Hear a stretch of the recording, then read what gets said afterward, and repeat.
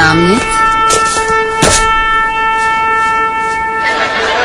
Zpátky v červeném. Druhá část. Pane kapitáne! Scénář. Rimre, bude mít to salutování konce? Mám si zajít někam na kafe? Nebo si vzít rovnou dovolenou? Už to skoro bude. Tohle je můj speciální extra dlouhý pozdrav, který je vyhrazen jen důležitým lidem.